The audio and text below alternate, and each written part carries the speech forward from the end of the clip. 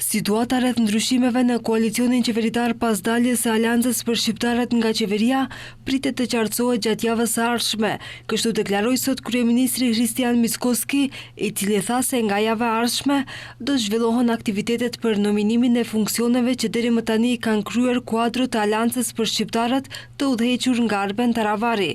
I pyetur se a do të mbeten te vleni resorët që deri më tani kanë qenë në udhëheqjen e Aleancës për shqiptarët, Mickoski tha se edhe kjo do të bëhet e qartë javën e ardhshme, ndërsa shprehi bindjen se do të arrihet marrëveshje. Mbrëm në Komitetin Ekzekutiv të Rregull folën për situatën ekonomike dhe politike në shtet. Pres që deri në fund të muajit të dalë parlamentarëve të Komitetit Ekzekutiv me propozime për kandidat për kryetar komunash, ndërsa më pas ajo do të shkojnë në Komitetin Qendror. Antarët e Komitetit Ekzekutiv më kanë autorizuar që në periudhën që vjen të nominojmë emra të ri që do t'i zëvendësojnë ato që vendosën të shkojnë në përqafimet e Ali Ahmetit dhe të BD-s, përkatësisht nga partia e Arben Taravarit. Nga ana tjetër, Bilal Kasami nga koalicioni Vlen tha se janë të gatshëm të bisedojnë me partnerët qeveritar për kombinime të reja.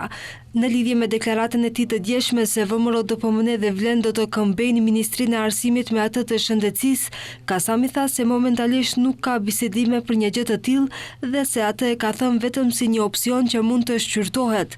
Për të sqaruar, nuk ka bisedime për këmbim të ministrive.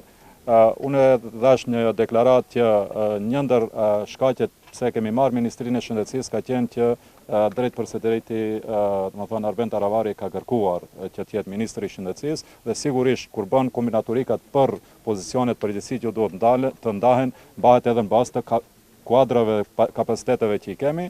Unë thash si një mundësi që nëse do ketë nga Vlen ndonjë kombinaturik tjetër për ndonjë kuadër tjetër që është më i rëndësishëm, do ta bisedojmë me qeverinë që të ketë rokat.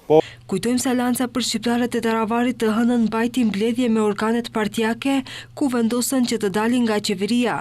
Kjo parti ka pasur pozitat e një zëvendës kryeministri, një ministri dhe 2 zëvendës ministrave.